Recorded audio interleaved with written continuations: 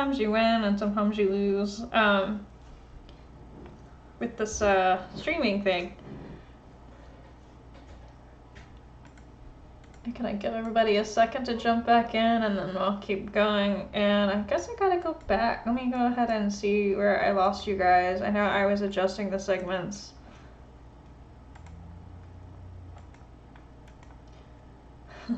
So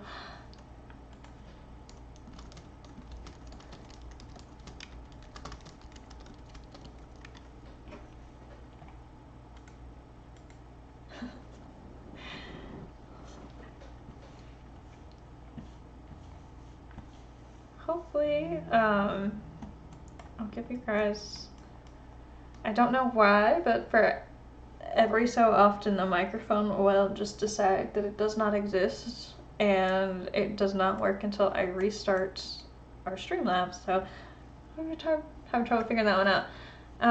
I lost you guys right around where I was adjusting the segments. We were talking about adjusting the segments as we went, and I just took out some of the radial segments near the top of the tree here. And we added some branch tubes on here because we're going to be making our leaflets. I guess the only other important thing I said was inside here, I took the noise out on the spine. I went ahead and adjusted that to take that all the way out so that we can shape up our frond that way. Alright, I've got one viewer, so there we go. I think I've caught y'all back. I'm so sorry, y'all have to like scrub back and see what's going on there. So we will try to edit these guys so that the streams are all back to back for if you guys watch this later, so we don't have these nasty gaps. But I'm going to plunge forward. Hopefully you guys can jump back in. And hello. There we go. All right, we ended up, I know you guys missed a little bit. We are here. I said this looked like a Star Wars fight. It's like a bunch of lightsabers everywhere. I'm gonna make these a little shorter so you can just see the spacing so we can see what we're doing here. But basically I've got them on interval. They are count 2, which is gonna make them parallel with the branch and follow along, which is what we want. And we are just gonna flood that and get the frequency right. And now we have a pretty little telephone wire.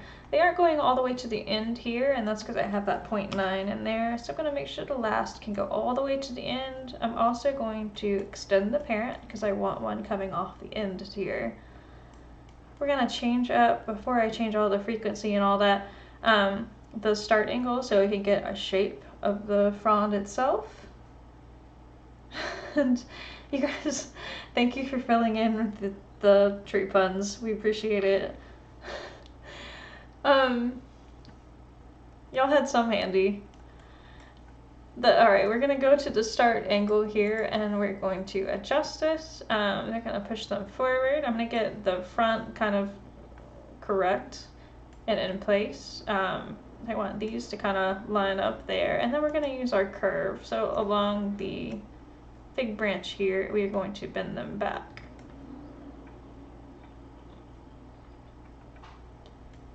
I think I did that backwards. I'm just gonna do this sort of more in the middle, and then we're gonna use the curve that way. We're gonna bend the ones towards the inside out a little bit, and then we're gonna build the ones in here and make them form sort of a complete arc. And now we have these little skinny guys, and we've got the shape of our frond in there. I'm gonna go ahead and add our leaflet on there. And when you add your material in SpeedTree, it should show you our frond itself. You may want to use a very long material for these if you're going to be stretching them out.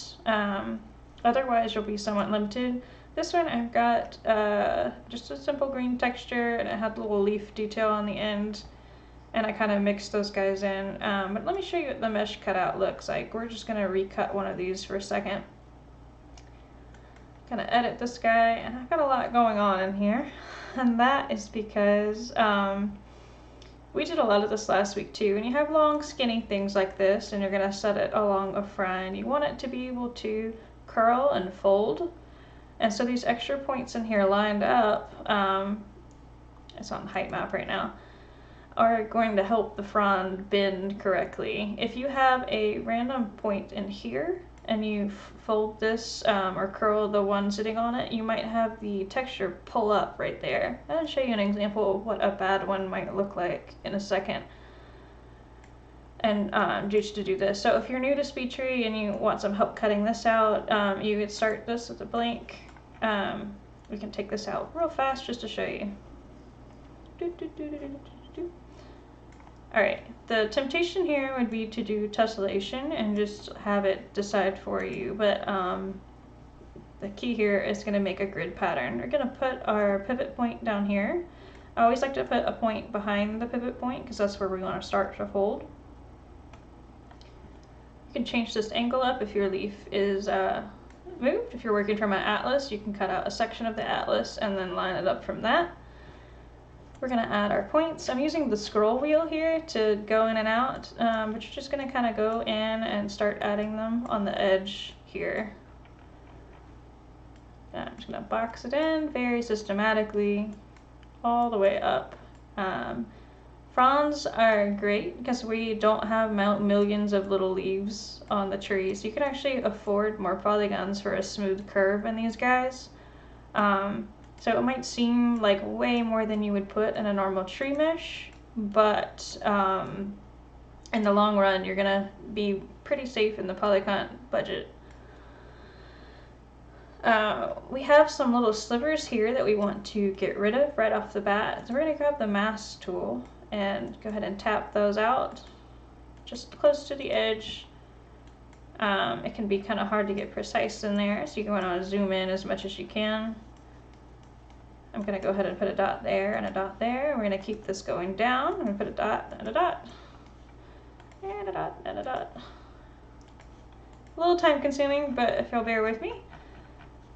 Just wanted to make sure y'all had all the basics down, and we did this a couple weeks in a row, so it feels redundant, but some of you guys are showing up for the first time. And I over unmasked, I guess would be with alright, we got that point there. I'm just gonna move that a little bit so I can get him in there. And right down here we made a redundant triangle, so we don't want that. Let's just kind of move him to get out of the way and see if we can't shape that up. If you need to do some shaping in here, you can always cut out the bottom of your frond. I'm just going to leave it in there and shape it with the frond tool. Alright, I'm going to go put them, I want them parallel here to my middle point. Now this would be an adequate number to put in here, like if you're really limited on polys for your frond, as long as you have a place to fold in the middle. You won't get that extra curl action going on in there, but this would be enough. But for the sake of this tree, we want it to be a little extra. So we're gonna add another row in here. We're gonna add a third set. And we would just go down like that. And we wanna be careful to save out our low, medium, and high polygon, because we wanna lose those as we go. So what we could do for that is actually pause for a second. I really don't need that extra one in there. We're going to save our low in there. Add a couple more crosses.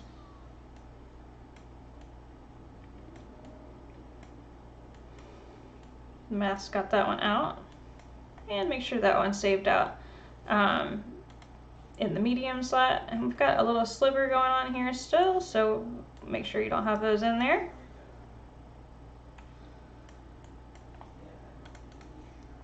Gonna pull that back, and it's gonna do a better job of getting that one out. Hopefully, maybe later we get something to adjust the size of the mask. Be a nice addition for doing stuff like this. It'd be a little finicky to work with sometimes. Kind Get that back out. My other mask came back. And making sure my microphone's working now. I'm all paranoid. I gotta keep looking over there in fear. I'm gonna make sure we've got extra points in there. Alright. We're looking in better shape. We just want to add a couple more points going across here where we can. We want extra bendies in the high to make it pretty trees.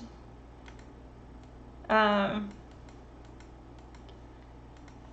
we're getting pretty hardcore into the crossing there. But you guys get the gist of that. We're going to save our high, and you're probably going to see some mistakes on this, and we're just going to leave it in there so I can show you what that looks like when we bend it. We're going to hit our tube here. We're going to add a frond. And now we have our giant base mesh on there. We're going to select that one that we just made. I've already put these in material sets, and so I'm actually going to add my material sets on. We've set our material sets in a couple of other streams, so if you need to go back and check out what that is, or if you don't see that in the modeler, you can always open that up in Assets Material Sets. Basically that is just a lump of materials that are all in a group. I've got my spring, I've got my summer, I've got my winter in here, and I called it dead, and my fall, which was another version of gray. Just want to show you more of the shaping rather than me tediously bringing in a bazillion textures. And hopefully I'm getting your chat messages. I don't know if it actually froze and I'm not getting anything, or it's shoulder quiet, which is fine either way. You can, you know, throw some more tree puns out there.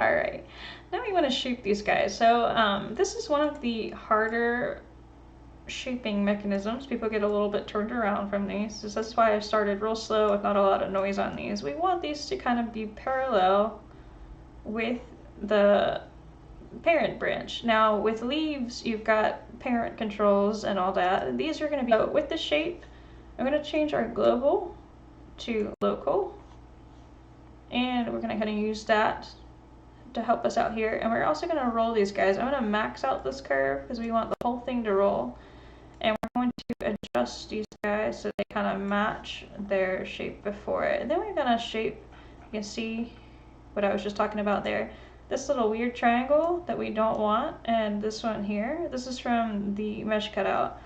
This one here is from that extra sliver, and this one here is from the mask, and that little, it's real hard to see. I don't know if I can zoom in close enough for you to see, but there's an extra little sliver in there. So we would want to fix that real fast. We can edit it. Zoom in. So that guy was problematic. He was a little sliver there. I'm gonna put another point in here. Got that little sliver there was also an issue. I'm just gonna kill that mask. There we go. Seems happy now. Put one more on the side there. It should be showing up now. I've still got an issue with this one. See if we can't get even closer to the edge to get that guy out of there. There we go. Finally got it. Sometimes that can be a little tricky. Alright, we want to go ahead and save that out. Ideally, we would pop that back over and fix it there too, but for the sake of time, and we got a better looking, oh, we got even one up higher. I can't win. Alright, I'm going to get these out.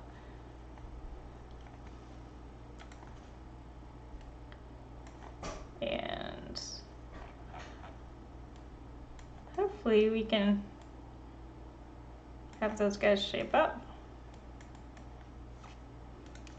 Hopefully our dev team can take a look at this later as a suggestion.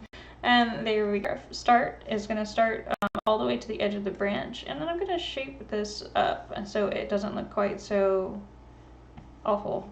We're going to use the scalar and use the profile curve, and I'm going to kind of shape the bottom of our frond area there. And it's going to overlap a little bit, and that's okay. How can you add a single branch in the area? I'm going to take Michael's, is it Mackay or Michael? I can't read from that far away apparently. Sorry for mispronouncing your name. If you need to add a single branch, you can use a template. You can save out one if you like. If you need your own template, you can actually save these yourself inside your folder. But you know, trunks, and you can do single branches, single. And that will add that on there. If you just add a branch generator, sorry, if you don't want to use one of our templates, you can go down here to default generator branch. If you add this guy on there, see that one's going to show up there, and you just want one of them, you're going to go to generator mode and go absolute, and then just hit 1. I went to the wrong mode there. Absolute and then 1 will give you 1. Okie dokie. Now we have our frond shapes here. We're gonna go ahead and get these really fat guys out of there. The frond that they're sitting on, you don't need to leave the spine. You could put these on skin, spine only if you don't want the polygons to count. On this tree in particular, I think that, let's take a look at it. The ridges on these guys on a VFX palm actually really help with the light. It's going to cut down on the light if you make it a little fatter on the end and then give it that nice little dark area.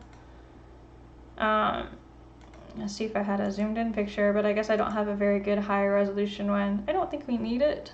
We can just go ahead and do our shaping, but we can always leave those on so you can see and then turn them off later. Let's go ahead and just leave them on so you can see it. Just to make these all the same size here, I'm going to do not the percent of, but just actually add an actual 0.0 amount in there.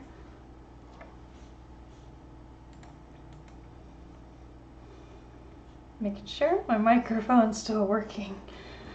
And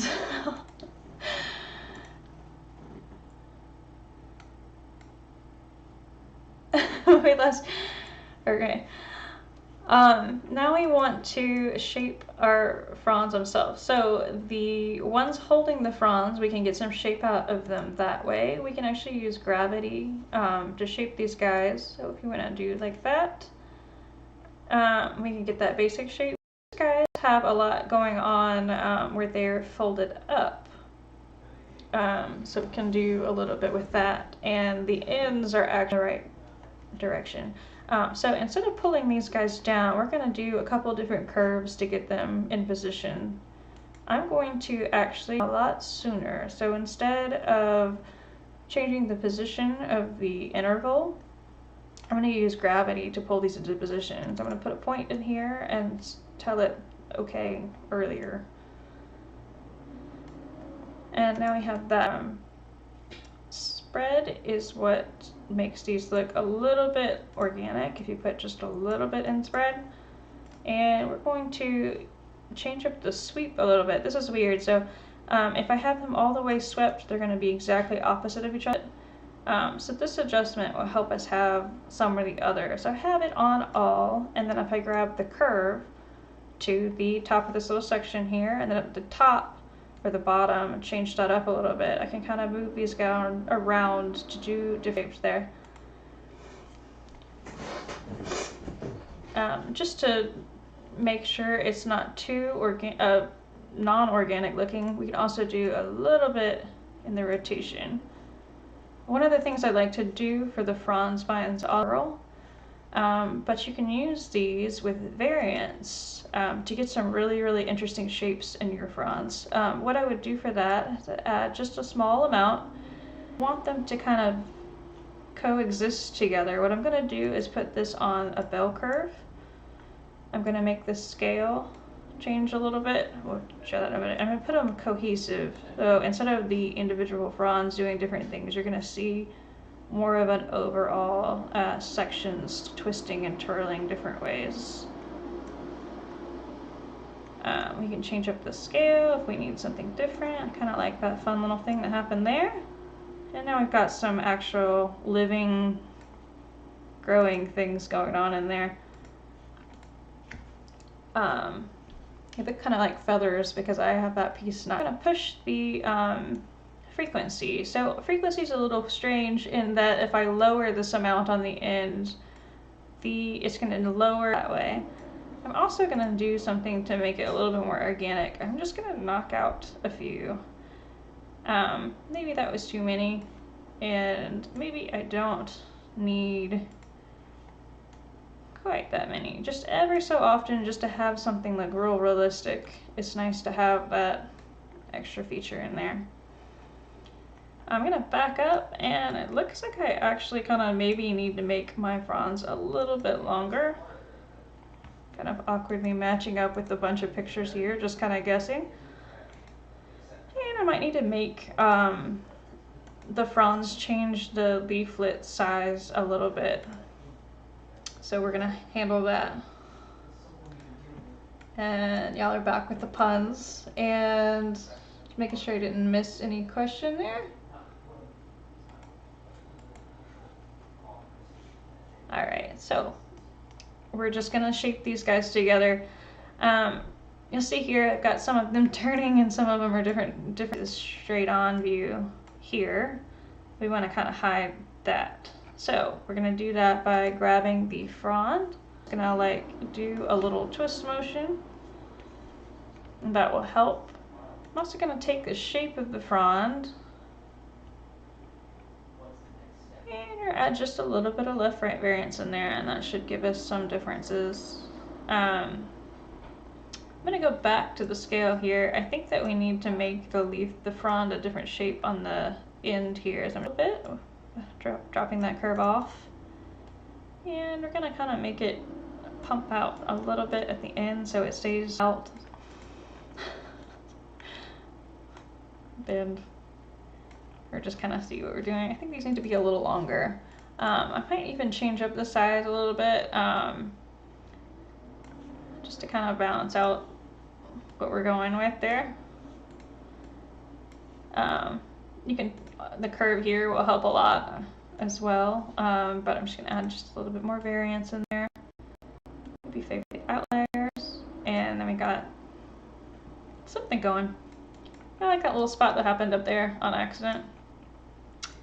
All right, now that we've got this going, I feel like our frond gets a little bit wider on the end, and we're gonna do that by controlling the tubes.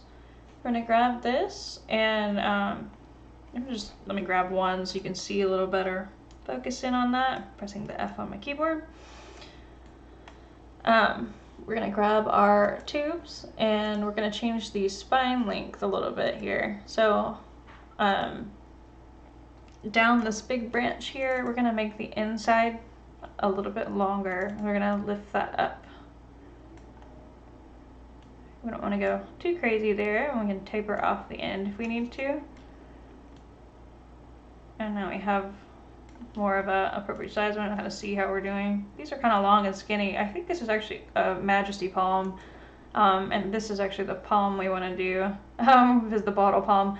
Palms are very hard to identify. That's one thing that, like, I'm a plant nerd, and I'm out there looking at them, but for some reason palms are really hard for me to like tell the difference between which one's which, and they look pretty funky. I think that a couple doing something crazy towards the end or bending a different direction would be good. Let's go ahead and see what we're doing there. All right, we still got that same issue with the fold there, so we're gonna do some shaping to the frond itself. We're going to go to our shape. We're gonna fold these down or up, depending on what we think looks good. Gravity is going to pull it directly down. So fold is gonna fold it on the spine that it's sitting in.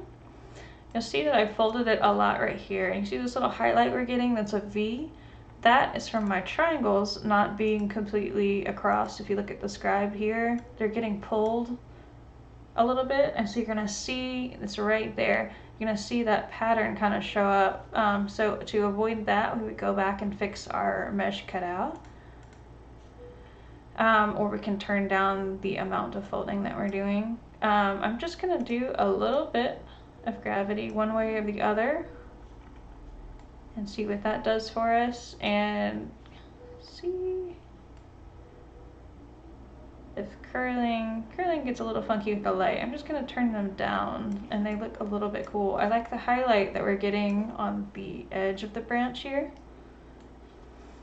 A lot of times with fronds, you don't want the light to hit in on individual blades down the branch. You want to see sort of like a collective leaf highlight going on. So folds are going to give you a sharper line, I guess, if that makes sense. Hopefully it did.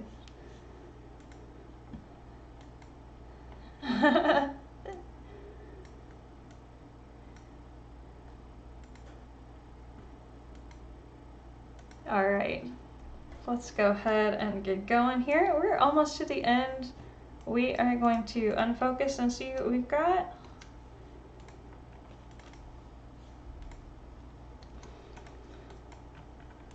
All right, the difference here for color changes, one of the things you're going to be doing drastically with fronds, this is going to be the last thing that I kind of impart with you today. You can add a lot more big, so we were just copy these guys down, attach them,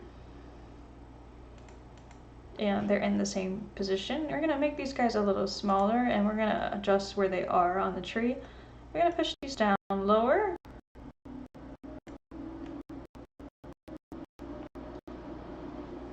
and I'm gonna make them a little shorter.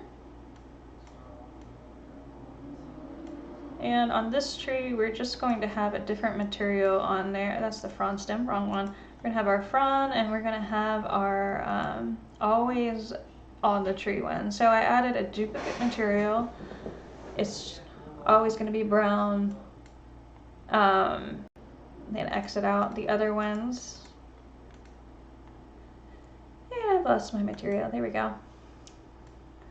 And then we're gonna kind of fold these guys down. Right now they're doing some extreme things. I'm gonna turn them back around the other way, and our curve is in there, so that's why they're doing some extreme stuff there. And adjust the position again, just because I didn't get them quite where they should. The interval on these guys, they're so close together that I only really want one row of them. So let's see if 10 does it better. All right, and go back to the spine angle. Just max that out real fast. There we go. And I don't know if y'all heard that click. All right, kind of make these smaller and make them turn different direction. These guys are the dying ones, so we can kind of go nuts with what angle they're sitting out at. So I was doing some variance in here. I kind of went too far on that. And bend it back down. And then doing a little bit of variance in the gravity.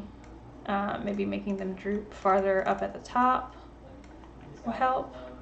A little too much on that. And kind of doing some different things there. Going, you know, changing some variance in which way they're curled on the tree will help a lot to make them look dead and nice. The material I actually put on there probably added a color on there. I don't know if I like the color. Probably would just desaturate it and take out the green.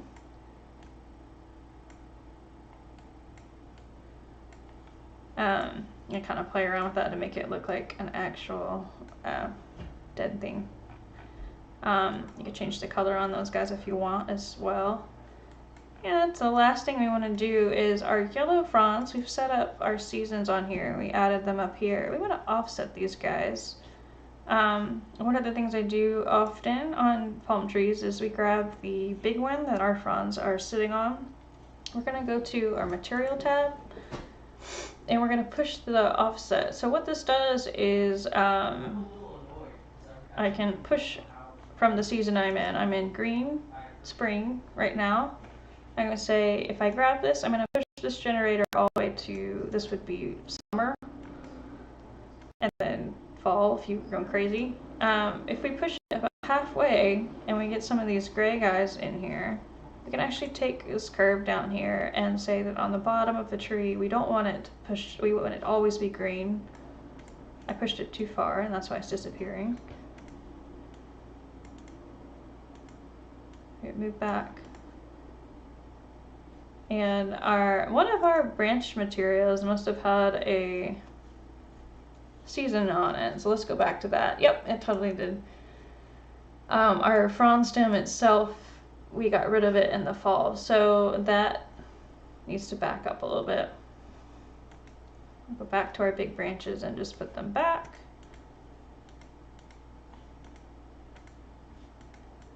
They should be returning now. Let's see if we can go find them again.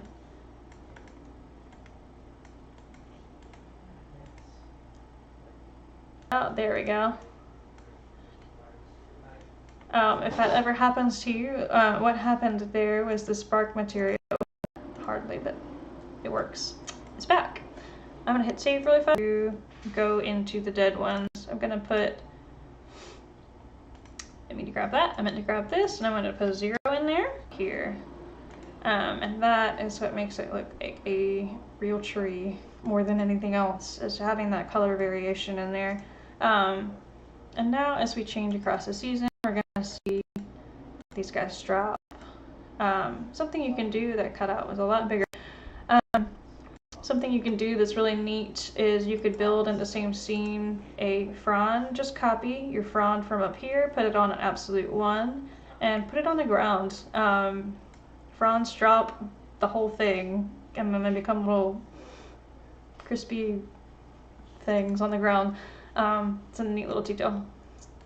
To finish this up, you would go ahead and set wind for it. To do that, you're going to hit your wind, you're going to hit enabled, and we're going to run the wind wizard on this. You're going to just hit that guy. We're going to say that it is a palm tree. I have the wind selected to visual effects, and that will play a part if you're in the games modeler. These leaves and needles are fronds, so it's good to go. And we're gonna get some wavy stuff on there. And now we wanna go through and check our frequency and our bend. Right now, right off the bat, I've got a lot of flexibility in here that I kinda wanna X out. So on that shared, or probably just the first level there, on this branch, I'm probably going to turn wind off. So I'm just going to say, nope, we don't want it there. There we go. And now we have our global motion that's giving us some sway. And then we have our branches that can move in the wind. So now we've got that in place, we can just go through and tweak our settings. You might want to boost the street up to make sure that it looks okay on a hurricane level setting. But right now, we're going to keep it in the lower one. And that first level of wind, kind of got a lot going on there. We're going to kind of adjust that down. The bend is happening, and this did pretty well with keeping the next tier up. So the riblets that are holding the fronds themselves are moving enough, but they tend to be kind of stiff, and so I'm going to leave that like it did. The Wind Wizard actually did a pretty good job on this, which is great. That's what it's there for. If we want our leaves to blow individually, which we really don't here, we want to cut down on this. Material is blowing off the spine a little bit, so we can actually cut down the frond movement a little bit there. We can make these move just a little bit less frequency. And we don't have the ripple on, which is good. We make the independence kind of turn down a little bit. And that little cutout area is definitely, I need to go back to cutout for that. And the end got a little bit glossy. Nothing like showing you places I messed up. And you would do that. When you get done with the model, you're going to check your resolutions, of course. You want to make sure that if you're going to use a lower resolution, and check it that way. But as far as we have it, this one's pretty much ready to go. If you were going to make a couple variations of this model or make one without the scan, you can always use the bark you made and just pop it on a regular SpeedTree, which is all I did for the second variation, was shaped a regular branch there and then just copy and paste it from the same file. I've had a couple people ask recently about keeping our work in the same so you don't have to load all the textures all. So when you get done with the file and you have it all loaded in and you've done the PBR and all of these, just do a save as to start your next one. And then that way you can start from fresh with you can just make a species next. I will leave the stream running in case you guys have any extra questions, and appreciate you guys for staying with me for crashing the microphone 3 times today, and so just let me know.